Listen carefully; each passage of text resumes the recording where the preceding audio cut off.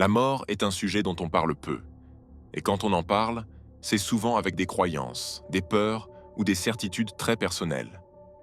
Pourtant, il existe une question simple, presque brute, que tout le monde se pose un jour. Quand on meurt, est-ce vraiment la fin? Pas la fin symbolique, pas la fin sociale, mais la fin du point de vue le plus concret possible, celui du cerveau. Pour commencer, il faut poser une base claire. Du point de vue biologique, nous ne sommes pas un esprit logé dans un corps. Tout ce que nous appelons pensée, souvenir, émotion, identité passe par le cerveau. Chaque sensation, chaque idée, chaque peur ou chaque joie correspond à une activité neuronale précise. Le cerveau n'est pas juste un organe parmi d'autres, c'est le support de notre expérience du monde. Alors que se passe-t-il quand le cerveau meurt? La mort cérébrale survient lorsque l'activité électrique du cerveau s'arrête de manière irréversible. Plus de signaux, plus de communication entre les neurones, plus de traitement de l'information. Sans oxygène, les neurones commencent à se dégrader en quelques minutes. Et sans neurones fonctionnels, il n'y a plus de conscience possible.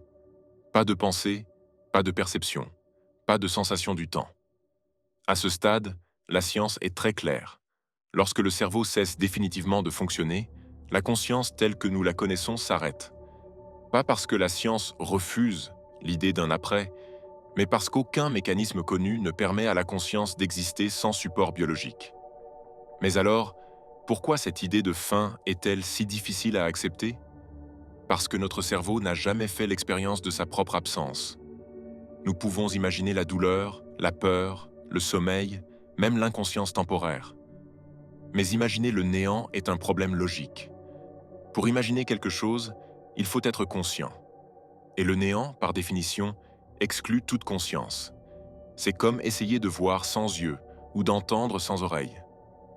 En réalité, ce que nous appelons le néant n'est pas une expérience. C'est l'absence totale d'expérience. Et cette absence est impossible à représenter mentalement. Le cerveau bute dessus et il remplit le vide avec des images, des récits, des croyances.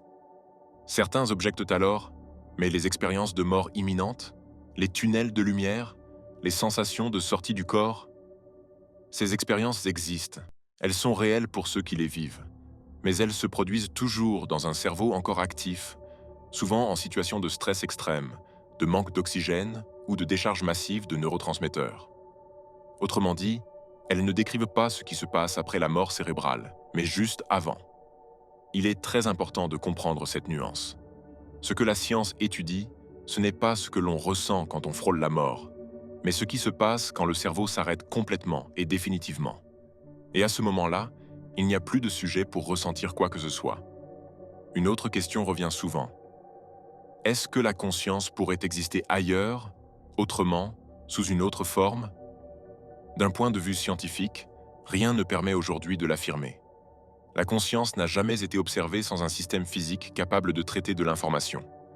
Et jusqu'à preuve du contraire, ce système, chez l'humain, c'est le cerveau. Cela ne veut pas dire que la science a réponse à tout. Elle ne sait pas encore expliquer précisément comment la conscience émerge de la matière, mais elle sait reconnaître quand un système cesse définitivement de fonctionner. Et dans ce cadre-là, la mort cérébrale marque une frontière très nette. Il y a pourtant une idée intéressante qui aide à mieux comprendre cette notion de fin. Avant votre naissance, avez-vous souffert de ne pas exister? Avez-vous ressenti le temps passer pendant des milliards d'années avant votre arrivée au monde? Non, parce qu'il n'y avait personne pour ressentir quoi que ce soit. Pour la science, l'état après la mort serait symétrique à cet état avant la naissance. Ce n'est pas un sommeil, ce n'est pas un noir infini, ce n'est pas une attente, c'est simplement l'absence totale d'expérience. Et paradoxalement, cette idée peut être rassurante. Car si la mort est la fin de la conscience, alors il n'y a ni peur, ni manque, ni souffrance après. La peur de la mort appartient aux vivants, pas aux morts. Mais alors, une dernière question s'impose. Si la mort est réellement une fin pour le cerveau, pourquoi avons-nous autant de mal à l'accepter?